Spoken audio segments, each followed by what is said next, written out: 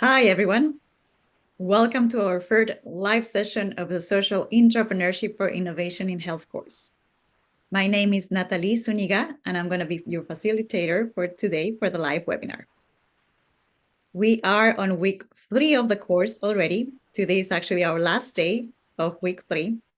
And it has been really a pleasure to see all these different people interacting on the discussion forums, sharing your personal experiences and professional experiences, agreements and disagreements, and just connecting and interacting with your peer learners.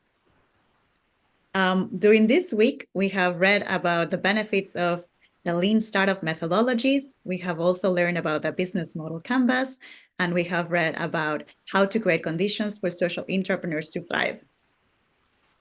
As you know, we have participants from over 50 countries attending the course, so it's really a great pleasure to see you interacting and taking advantage of this diverse community.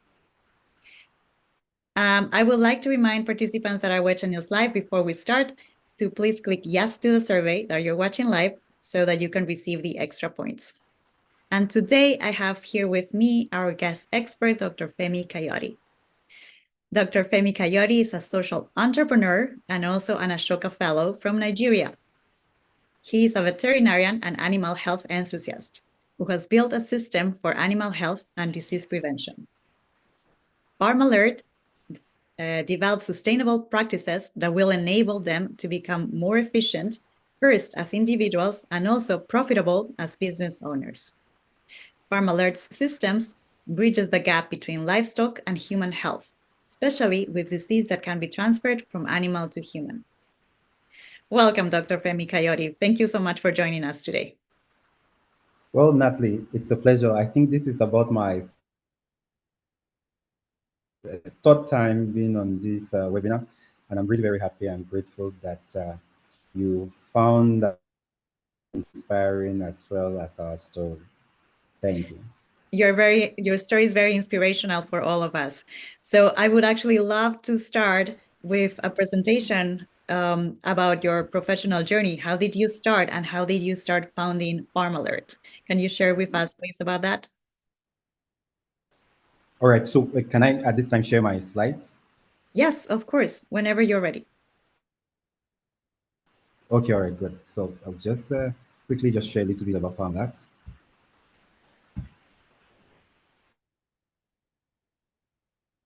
And then I want to just also welcome everyone joining this webinar. My name is Femi Kayodes, as you have been introduced, and this is my 16th year now as a veterinary doctor working with farmers and pet owners across the country, Nigeria. So we founded Farmart in 2019. I also became an Ashoka Fellow in 2019, and the idea around Farmart is to ensure that we democratize and make easily accessible. So a brief about Nigeria and what we do. There's a population of 220 million. By the way, Nigeria is one of the largest country in Africa with this stunning population. But more importantly, the population is expected to double to about 400 million by 2050. Smallholder farmers in Nigeria are about 38 million, estimated to also be around 70 million by 2050. Huge number. But these estimated numbers of smallholder farmers depend, 97% of them depends on community agrovet stores, shops for their inputs and advice. These agrovet stores, as you can see on your screen, they lack capital, adequate business training. They are fragmented with very little economics of scale. They're exposed, and this is really a terrible one, to fake and substandard drugs and vaccines. The poor animal health infrastructure that we have makes some of these inputs unavailable when the farmer needs them. And this huge defect causes over $3 billion in annual lost income for farmers from things or disease that are 100% preventable. So our idea, what we realize is that the African distribution model for animal health products is huge, split into tiny little shops with zero economics of scale and with little or no standard kept. By aggregating these tiny little shops into one network of shops, we can bring down costs, ensure regular supply of and guarantee quality always. This has also shown to improve access to animal health care by 50% in the communities that we serve. So our solution is simple. We've built a system that leverages technology to aggregate the animal health needs of veterinary extension shops across the country. And we deliver it quickly and cheaply through our network of distribution centers. But more importantly, we do this by maintaining the best quality. Currently, we're serving over 400 veterinary shops. We just impact funding from a big pharma that will help us scale to 3,000 a year. We're serving over 100,000 farmers and pet owners, saving them over 100 million worth of livestock annually. And this is what I'm really very proud of. We've been able to improve their life by 20% in the communities that we serve.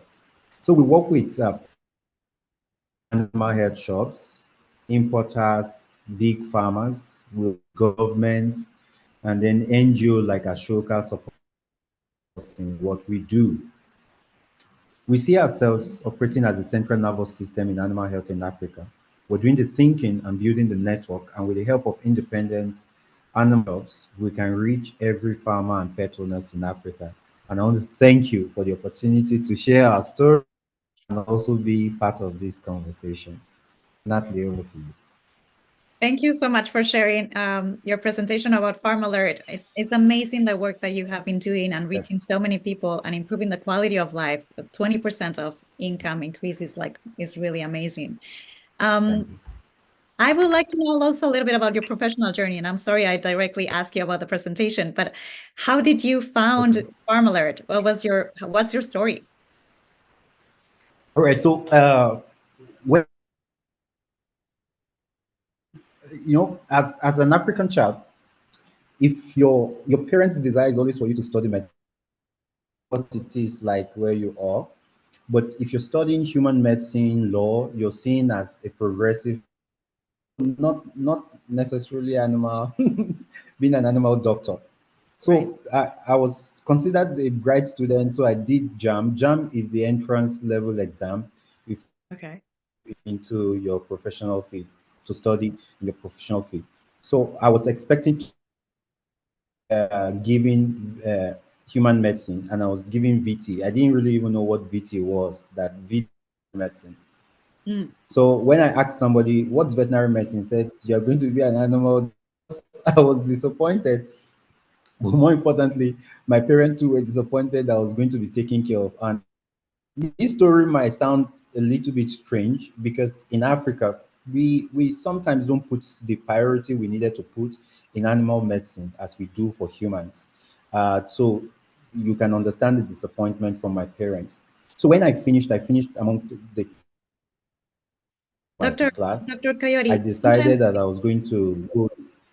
Sorry to interrupt you. There were moments when we Can you hear me? We are hearing you, but there are moments when there's like a little bit of a gap. So sometimes like the full sentence is not heard. It's heard. I'm getting most of what you're communicating, but there were moments where we were having some internet connectivity issues. So maybe speaking a little slower. And it's like it goes on and off. So it's not like so maybe they disappear. It's more like you're telling me the story and I don't get to listen to like a couple of words. And then I hear you back again. Okay. So maybe I'll just come in a little bit slower. Okay. So I applied for human medicine, but clearer now. Am I clear now? I lost a couple words clearer again. Now? I lost a couple words ago. You were saying I applied for medical medicine and then I lost the next sentence. Medicine. Maybe do you mind I just switch to my phone? Maybe that would be better. Yeah. Very good. Thank you, everyone, for having a little bit of patience right now. We're having some internet connectivity issues. So our guest expert is going to switch connections to see if that will improve the quality of the conversation so we don't miss parts of what he's saying. So he's actually joining soon with his phone. so that we can hear him better. And I So think does it work? Yes, it works perfectly well. All right, good. All right, so I was sharing my story that I applied for human medicine, but I need to be sure that you can hear me clearly. Can you? I can hear you. Maybe just the volume a little bit higher, but I can definitely hear you more stable. Like it's more stable. More stable. Perfect. Okay. Yeah. So just for context, I applied for human medicine, and as I said, I was giving veterinary medicine because Yes. that was what my parents wanted. And then by the time I finished with a very good grade, but I didn't want to practice animal science, animal health. So I went into a business consulting firm. Okay. So in the business consulting firm, I was just helping my boss then to carry his bag because I knew very little. It wasn't an area I was very confident with. So one day, one of his friends called that his wife is having issues with her farm and birds were dying. Then all of a sudden, he remembered that while I was talking to him, I said I was a vet. So he called me. He said, Femi, I remember you said you're a vet, that one of my friend's wife is having issues with her birds, and he instructed me to go and resolve the problem. I got into the farm. I recognized immediately because I knew what I was doing. I recognized what the issues were, made a few prescriptions here and there, and 3 days, the mortality went almost to zero. Wow. So what significantly happened was that it just occurred to me that I'm at the center of quite a handful of people's lives, and I knew it. I didn't realize the value I could play. So in the office, I was carrying people's bag and was the least important person in the in the business consulting firm. In the farm, I was more like a savior. I saved the investment. So she started talking to every other person about me. This is what I did. And more farmers started calling me. I now had a discussion with my boss then, and he said maybe it's time to quit and serve these farmers. So I grudgingly took up that, but I felt really very fulfilled that I could solve someone's problem. So I opened up a veterinary clinic service centers then, and then from one farm to two farms to 100 farms to 1,000 farms. And since then, I haven't gone back. And I, I think I'm very much fulfilled because what we do matters to people's lives. So that's why I'm there. We founded Farmart in 2019, and I can share how we pivoted from retail stores. Maybe I could quickly share that. So when I opened one store then, more farmers were coming in. I realized that I was just doing very little in in an ocean that has a lot of farmers with a lot of problems. So what I eventually now did, I opened the second service center. We call them service centers then. The farmers could come and have their needs, employ the doctor. The problem grew bigger in other communities. They heard about me. We opened the third, we opened the fourth, we opened the fifth. Wow. And I was moving big because the problems were a lot more than what I anticipated. We were doing our best. So I knew it wasn't sustainable because if I keep on doing what I was doing, there was no way I could manage the human resource that we're gathering. So now, in 2019, we now pivoted because there are also other vets in other communities that have the same challenge like I did in those communities. So currently, we switched our model to supporting those service centers in various communities. So right now, we're servicing 400 of these service centers, Wow. and we're expanding to 3,000 by the end of the year. And then we're directly impacting over 100,000 farmers. And I'm really, really very proud of the journey. I'm very proud of you too. And I imagine all the people that have been working with you and supporting you. I'm really interested in the beginnings of your journey. We have many class participants that are also starting their own initiative, and we have learned that the first steps are the most difficult ones. So I was wondering if you can share with us some advice about where and how to start your own initiative. All right, so I think this question is a very important question because that's why quite a lot of people who could do so much good in the world don't get to start. We don't get to see them. They don't get to show up. There are three things I want you to pay attention to in starting that I've learned from my journey. The first is, see, start where you are. I Yes. started from one farm. Right. One farmer. We have 100,000 farmers in our network now that we're servicing.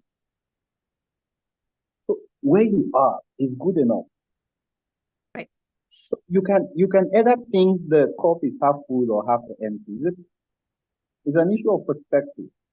What happens to most starters is that they think they don't have enough to start. Where you are is good enough. If you're going to move a mountain, you're not going to move the mountain from the future. Right. You're going to move it from where you are. And if you don't start from where you are, the future is just an illusion. 4 years now, we've been working hard from one farm to where we are because something told me, and guess what? And I will share you a very funny story. When I started, I didn't really have the capital. Right now, Farmart is providing capital, seed capitals to thousands of, to hundreds of veterinarians across the country. But I didn't have capital then. So what did you do? I harassed a lot of my friends. I said, see, I have this great idea, this woman, I saved this. Will you just lend me some small cash? I had a few savings then, so I had friends that added up to the savings. In Nigeria, you pay 1 year rent. I pleaded with the landlord, I don't have 1 year rent, just let me pay 6 months. Because when people see the genuinity of what you want to do, somehow they support. So I got a few capital, and then I went to one of my very senior colleagues who already had an established veterinary practice. I said, see, I don't have the capital to buy these drugs. Just give me 5 pieces of each of them. Once I finish serving the farmer, I will return your capital. I did that for the first week. I returned the capital. Did that the second week. From 5, he gave me 10. From 10, he gave me 20. The small resources I get from serving these farmers, I invested it back into the business until I had my own capital that I didn't need to borrow. Start from where you are. Yes.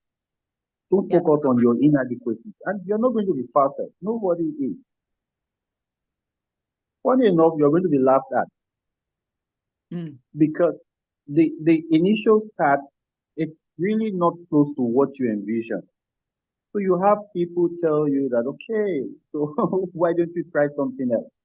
But the reason why you start will keep you going. So start where you are. And then the second thing is start with what you have. Right. Start with what you have.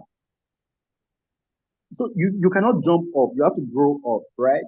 So it's good enough that you don't have enough. Because if it tell you how to be creative, like the genius in not having enough brings out the resources in you.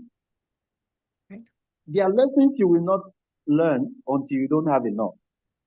In fact, you don't know how strong you are or how, let me use the word, how intelligent or resourceful you could be until you start thinking about the little resources that you have that you can stretch to meet the demand, the present demand that you have. So start where you are. Start with what you have. And the third thing is that you are enough, at least to the extent at which you're where you are, right? Maya Angelou said, he said, do the best you can with what you know. When you know better, do better, right? And I've always lived with that mantra that I will start where I am. I will start with what I have. And I will also believe that who I am now is enough for where I am. I will keep growing, but I will not feel inadequate because sometimes people feel inadequate for things that they needed to start.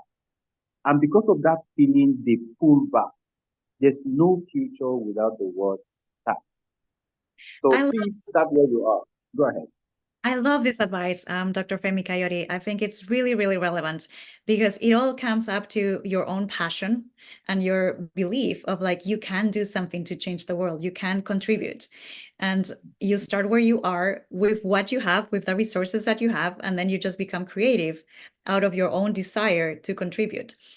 And as you're saying, your geniuses, your creativity is not going to show up until you actually go and do it. And in that sense, I would also like to know, when you started, what were the support systems and the ecosystem that was around you to support your development of Farm Alert? So I think there are about 4 basic support systems while I was thinking about this meeting, that I realized I had. Healthy friendship, right? So you need healthy friendship. You need what? Sorry, I couldn't hear you. Friendship? Healthy friendship, yeah, healthy friendship. People that are your peers who will support you. Right? Sometimes the journey of entrepreneurship could be that tough that you will doubt your abilities. And sharing with somebody who understands, and tell you, hey, I've seen you go through these things over and over again, and you can do that. Can you hear me clearly? Yes, I can hear you. Fantastic. Healthy friendship. Then you also need probably people who have gone ahead of you that you can talk to. I mentioned that when I was starting, I had a senior colleague who already has an established veterinary practice. Because you see, when you are around people who have done what you're about to do, maybe not the exact thing you want to do, but something similar, there's this energy that gets into you that if they can pull it through, you can pull it through. Sometimes this mentor or role models share their story, which could be very inspiring for you. They could, I have quite a handful of stories that I share to my younger veterinary friends now. And some of the things I've faced, they are not facing half of them, and yet they are discouraged. So I shared the full story to them and tell them, if I survived this, then what you're facing is just very small that I think you can overcome. And just those words of advice sometimes can send people going in the right direction. So you need very good friends around you. You need healthy relationships. But more importantly, so for some communities, your government could come intervene. One of the big breaks I had then, after struggling a bit, I managed a government farm, and the government farm, I was just talking to one of the government officials, and I said, this is what I've done, and he was inspired. And then he paid me in advance for a job I haven't done. So sometimes you could have very supportive, big organizations. Like we're not alone in Farmart. We're where we are because of support of big organizations, big farmers, sometimes government, depending on where you are, could come in to support. So those supports you cannot lose. And I also want to add your family. So if you have a very supportive family, I cannot quantify how far it can go. I've been married for 12 years, and so you can imagine I have a wife that discourages me, a spouse that discourages me. You go home, and then you find a heavy dose of discouragement. You will know how to come to work the next day. But let me say that you might not have the entire 4. That doesn't mean your story is done. No. So there are people who have grown without those 4 support and still do incredible things. Support systems are nice, but your conviction in what you're doing, it's a lot more of a heavy support than you can imagine. Thank you. That's amazing. Thank you so much, Dr. Femi Kayodes. So I would resume saying, like, it's about your relationships, your friends, your family, and even wider is your social capital, like the people that are, the contacts, also mentors, potential mentors, people that have already done this before that can give you their own insights and advice, and furthermore, like potential partners in the future that can actually give you more resources. Thank you. I have a question here already. A lot of people are asking questions from the audience. So I have a question from Thomas Hurst. He's asking, how do you keep people actively involved throughout. What are your thoughts on how to keep individuals and teams engaged? And I actually had a question about how to build strong teams that work together to a social impact. So maybe you can address that question. Thank you.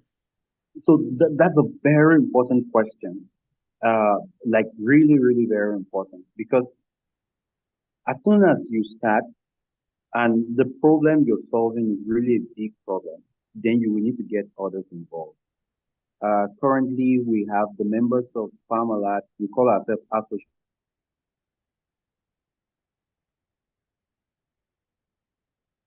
I think we got an internet connectivity issue. Dr. Femi Kayodes, I cannot hear you right now. Can you hear me? All right, so am I back? Now you're back. Now you're totally Okay. back. Yeah.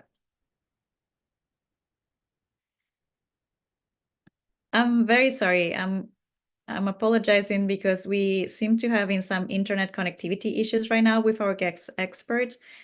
He was back, but now we lost him again.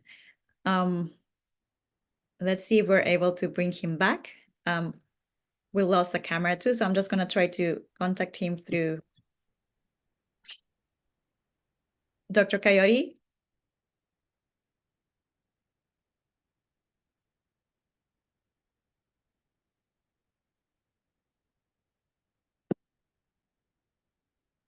I'm very sorry, everybody. We're going to wait for a couple minutes to see if we're able to bring...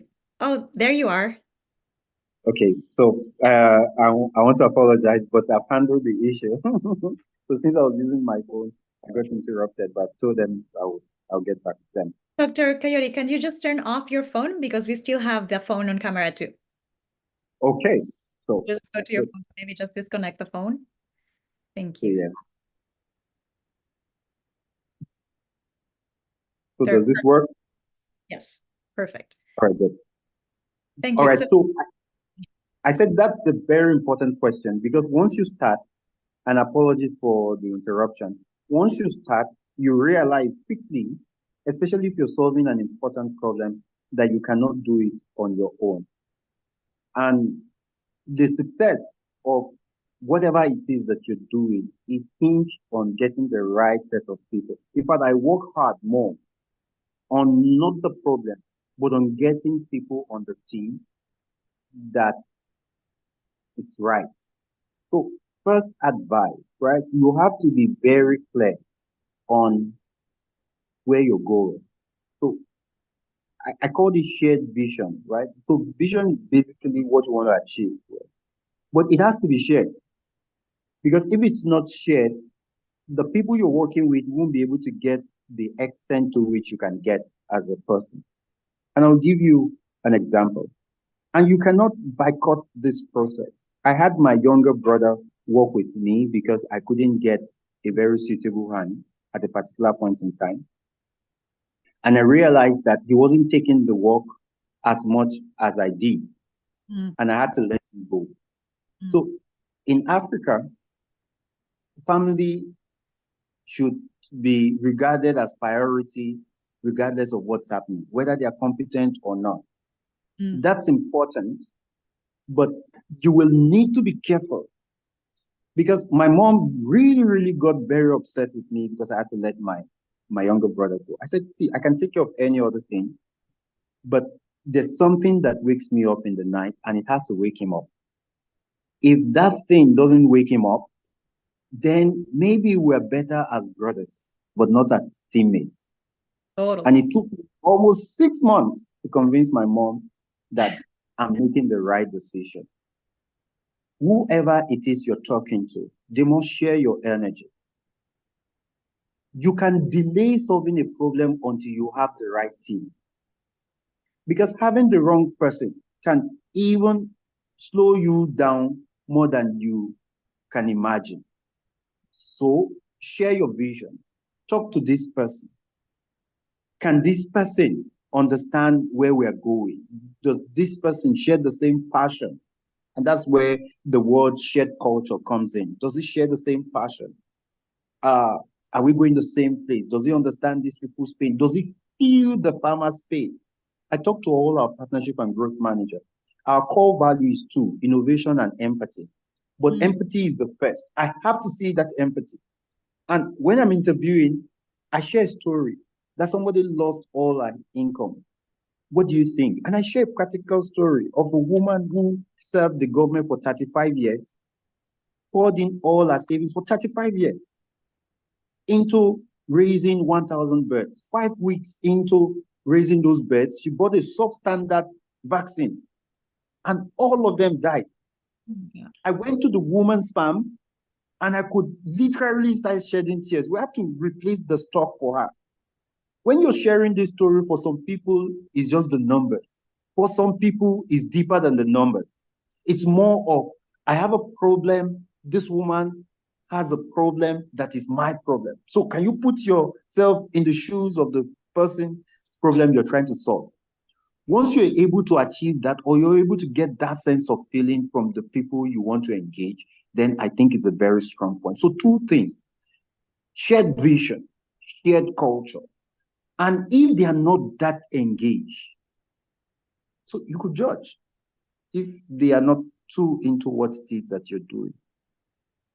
Sadly, one of the toughest part for me as a CEO is to let people go. I've let my brothers go. I've let my friends go. I have two of my friends still working in Farmart, but they understand that this thing, if it comes to solving this farmer's problem, if it comes to solving the infrastructure problem, it takes priority. And once they understand that, it's easy to now work together. So please, building a strong team requires you as the person who is starting to share your vision clearly and to ensure that whoever is coming on board shares your values. Anything other than that, you might probably want to consider another option. And there's good enough people. So one of the key things, and I need to quickly mention this, Natalie, my biggest worry initially is that it's difficult to find people.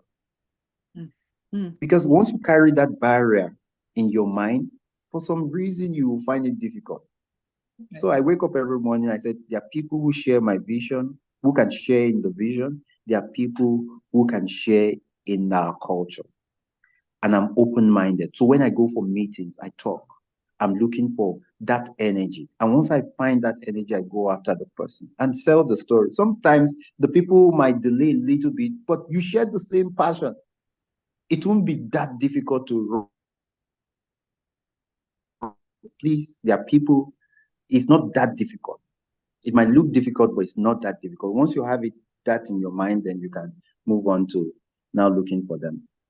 I love what you have just shared. It reminded me what Florencia Strade mentioned in the previous webinar about that, how she finds people that she calls them like bright-eyed when she sees like those eyes shining, and she's like, oh, that's the person that I want to be working with, because they can share that vision, share that passion, and also have the skills that you're looking for in terms of solving the problem or whatever area that you're needing some team members to work with you. But, thank you also for being so clear and with your personal experience of how, even if your brother doesn't really wake up in the middle of the night worried about the same issue that you are, well, he might be a lot more passionate about something else. Exactly. So and actually, he's passionate about music. I don't sing. There you go. Thank you so much for sharing this advice about building strong teams. We have also seen during this week about the importance of not just having the people that is available, as you're saying, but people that are actually sharing and these same characteristics. And I have here more questions from the audience already. And I also want to ask you more questions, and time is passing by. Good. So here's a question from Imola Velasquez Kovacs. During the expansion process, how did you identify where to open new shops? How was your scale plan, your scaling plan? And can you share broadly when to identify opportunities to scale? All right. So it's important you start, but I think the key word for people who start and succeed, you cannot detach it from hard work, right? But again, hard work, smart work. An avid data collector. I ask questions. So I go to places, I ask questions.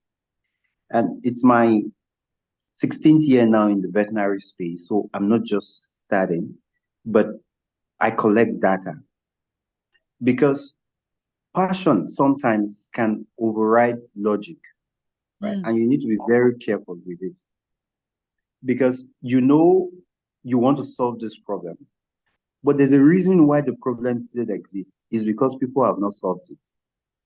Right. And you cannot assume you know how to solve it because the solution you think might work might not be accepted by the people whose problem you want to solve. And that's very important. So I tell my people, go to where the problem is and ask questions. Yes. Yes. Someone said the most progressive sign in the English language is a question mark, right? Because what questioning does is to give you data, and you have to. So I hope this works for people. You have to be able to separate. Oh, fine, you're passionate about this, but it's not your passion that solves the problem. It's the solution. It's your passion that drives the solution, but it's a solution that solves the problem. Right. And building a solution requires you to pay attention. Right. Because unfortunately, what works 20 years ago might not work today.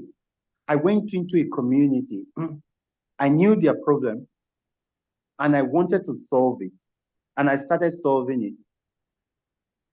Instead of getting an applause, I was hated. For one single reason, I was introducing a part of the solution that negates part of the culture that they've built over time. So the first thing we do when going into communities is stakeholders engagement. We go there like we're just starters. We've built several centers, and we have 5 distribution centers. The 5th one will be launching next month. And I went there myself, asking questions because it's in the northern part of Nigeria. We've built in the south, we understand their culture. Let me tell you a funny example. When we built in North Central, we succeeded. Then we took that same model to Ibadan. Ibadan is around the west part of Nigeria. And we were almost rejected because we carried what has worked in one of our centers into another. Then I learned a big lesson. Right. Don't, because you know something or you're passionate about something, that you don't pay the price of listening or data collection. Right now, we know where the farmers are. Right now, we're also mapping where all the veterinary, we got supported by BI to geomap where all the agrovet stores are in Nigeria. And I told my team, it will take us 6 months to do this, but the 6 months will be worth it because once you're precise, you know where the agrovet stores are, you know where to site a distribution center, you can optimize logistics because you don't also want to be wasteful. You can go and site a distribution center where there are 10 agrovet stores. And the same resources will be able to serve 100 centers just because you have enough available data to optimize your resources. So the hard work of gathering data is very important, and never assume you know. Your passion is good. Your passion won't be good enough to deliver the solution. Assumption is the lowest form of knowledge, somebody said. So you have to please gather enough data before you can expand.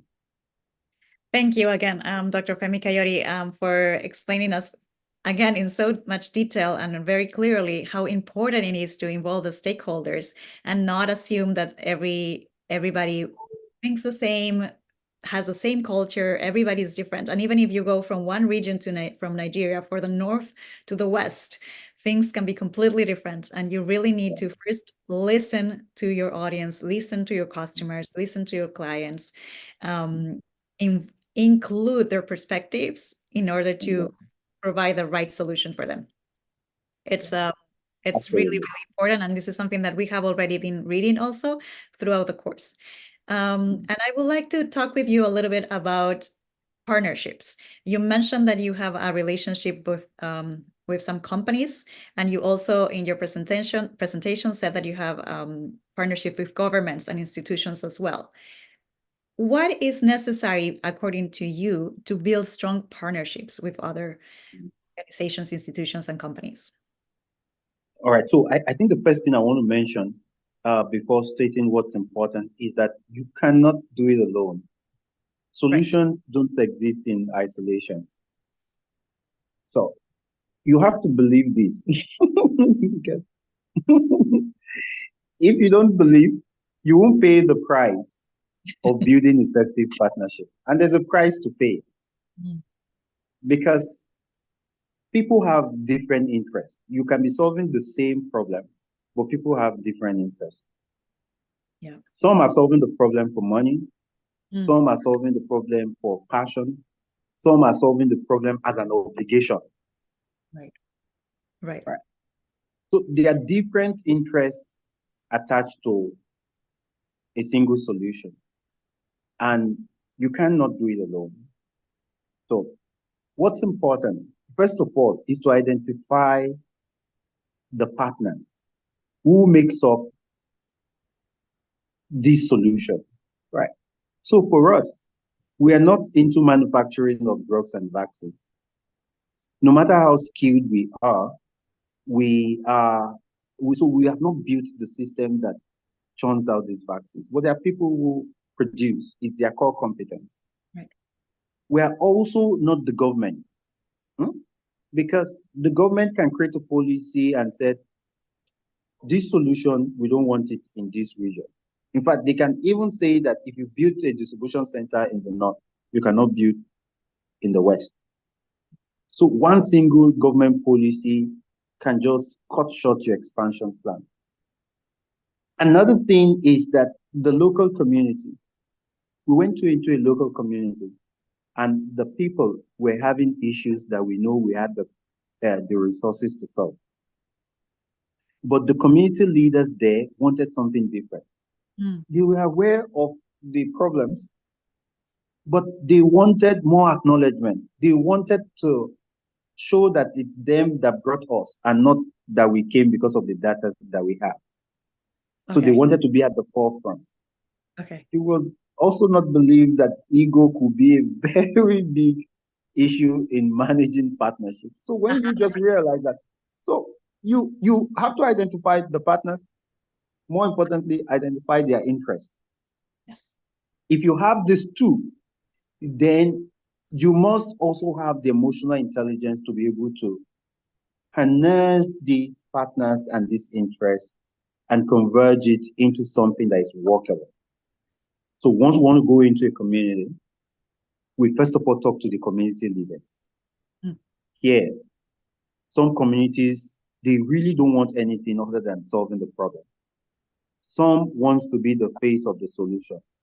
Some just wants to be acknowledged. Once we pay the price and really understand that, we put that into the solution. You have to put that into the solution because the solution is a pie and every partner needs to fit into that pie.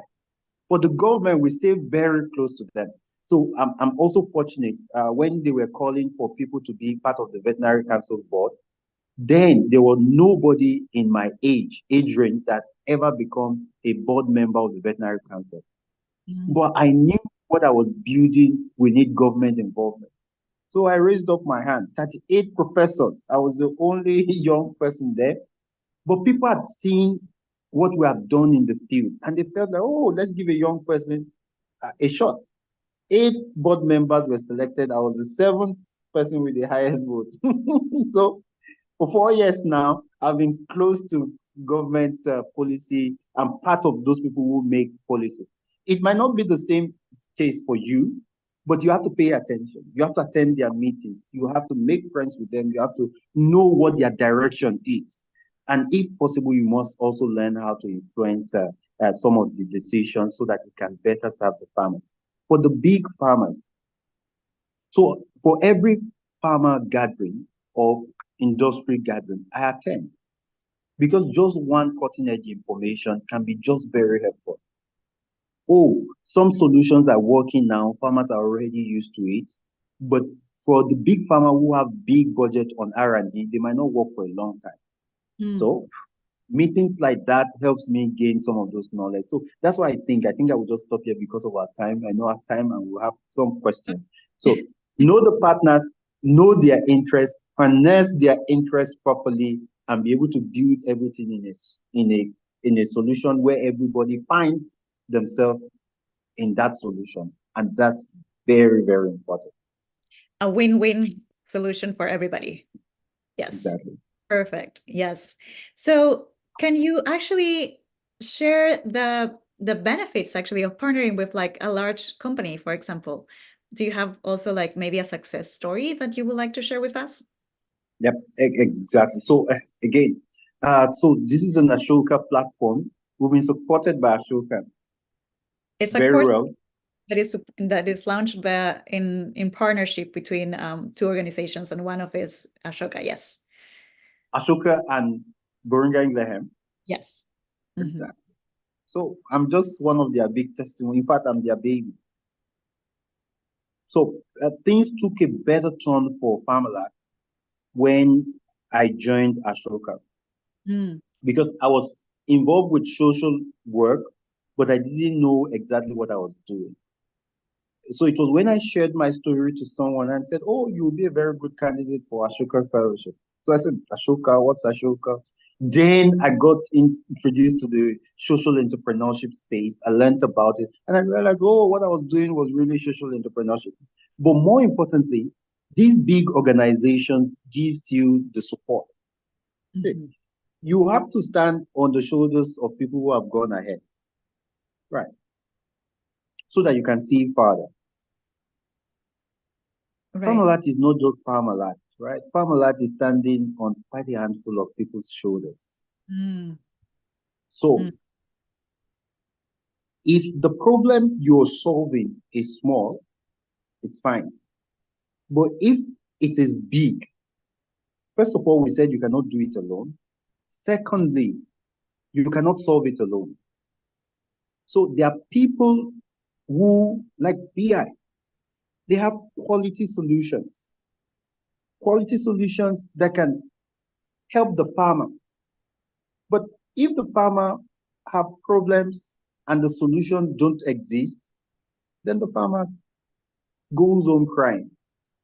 So our partnership with people like BI, people like Ashoka, I can mention tons of companies that are supporting what exactly it is that we're doing, has really helped us scale. Just imagine that it's only me that is attending to 100,000 farms.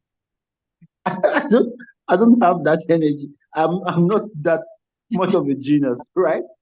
But it's because we partnered. That's why we are this successful.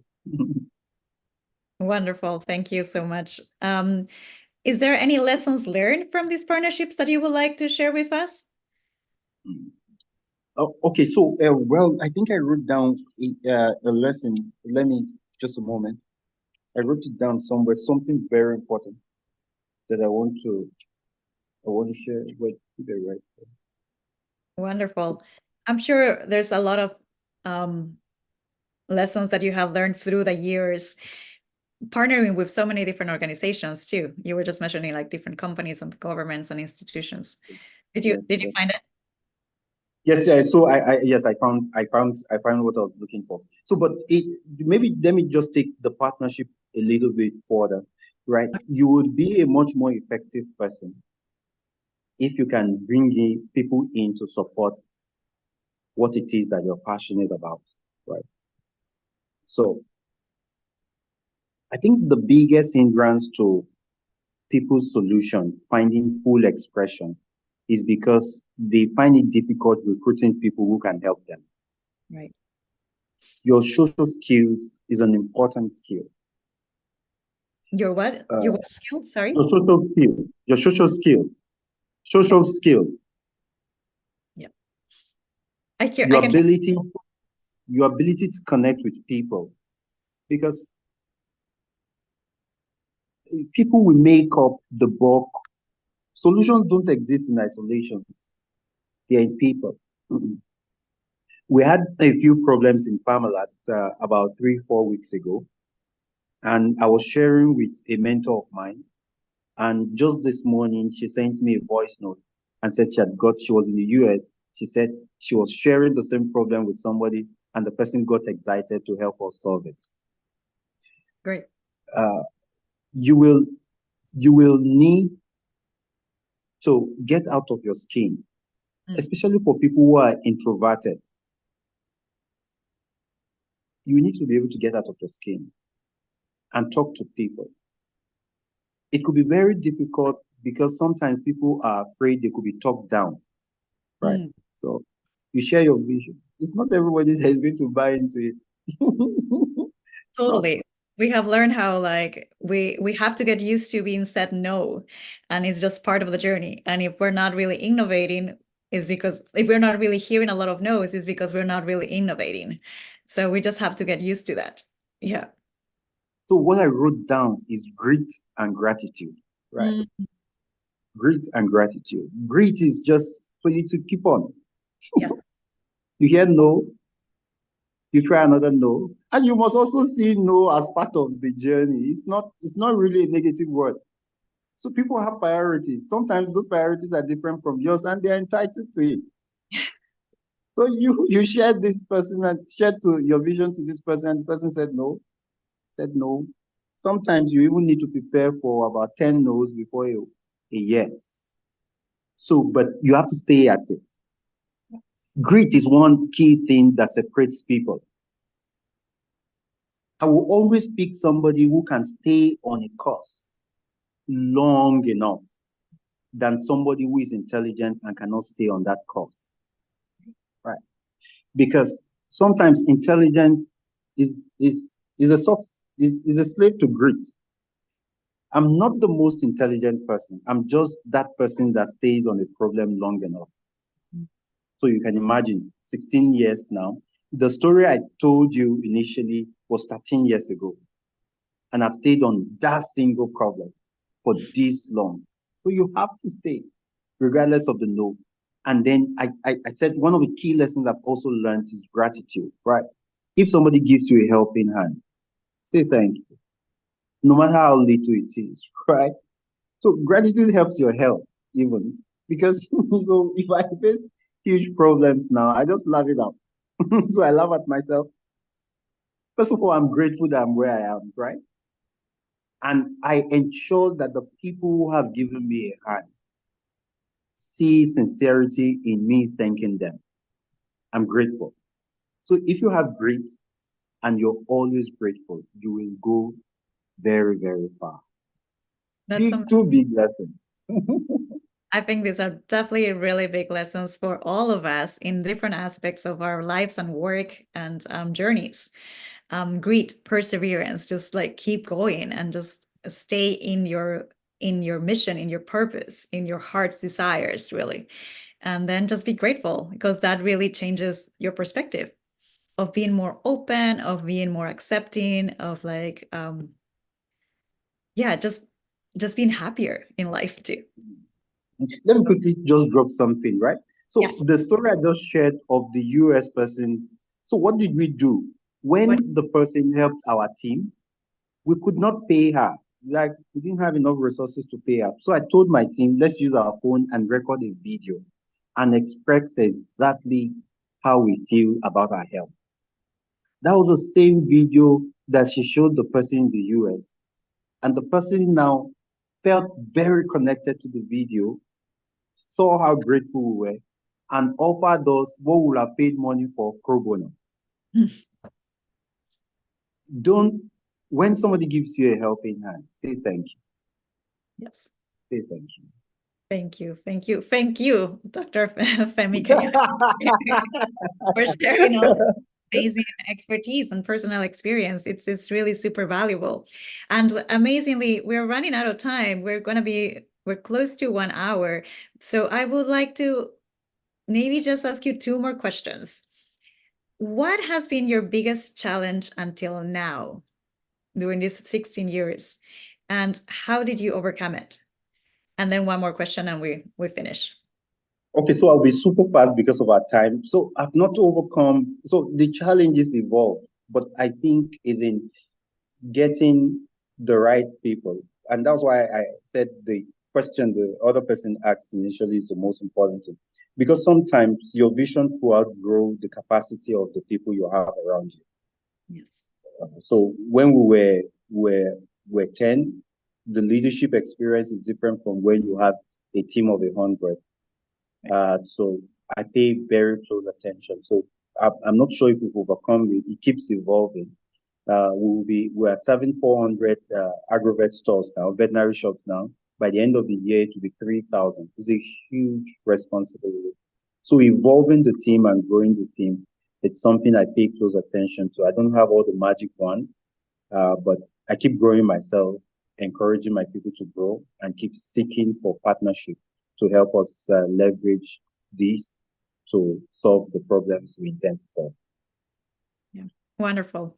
And I think this is a question that a lot of people are going to be wondering too, and is what keeps you motivated to do the work that you do? And if you have any advice for the people that are watching us today. So I think it's a problem. And that's why the problem could be overwhelming. But if a problem keeps you awake in the night, like so how much people think I'm innovative. I'm not. I'm only staying on the problem, and I keep asking myself, how do I solve this problem? Mm. Because as long as the problem of access to animal health exists in Nigeria, I'm not done. So the problem inspires me, keeps me motivated. And what I would just advise is, if the problem inspires you enough, you have found gold. Because by the time you solve those problems, or you put together a team that solves the problem, the joy, well, people think in Africa that money makes you happy. And I keep telling my team, I've had instances where we were giving grant money, or where people pay me awesomely. And I go home and I'm just like the same me that was without money.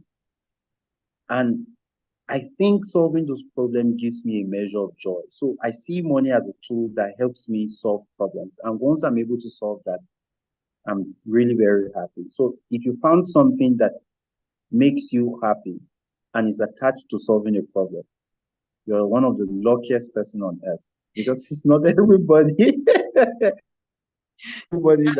is like that. Because it gives you a sense of meaning and purpose about your life. Exactly. Too. Yes, Exactly. and that's more valuable sometimes than actually having certain level of income. Exactly. Totally. Exactly. This has been a wonderful time with you, Dr. Femi Kayode. Thank you so much for the time. I know we have a little bit of internet connectivity issues at the beginning, but we were able to solve it pretty well, and we have had a wonderful conversation. Thank you. Thank you. Thank you so much, everyone, also for watching us live today and for watching the replay. I would just like to remind the participants that are watching us live to please scroll down and click yes to the survey that you're watching live so you can receive the extra points. Next week, we will be asking some practical assignments on the course, and you will need to upload them into the platform, so be ready for that. And we will see you live on the 4th live webinar with Cynthia McKinney Drayton on April 30th. So thank you so much, everyone, for joining us, and have a wonderful weekend. Thank you. Bye-bye.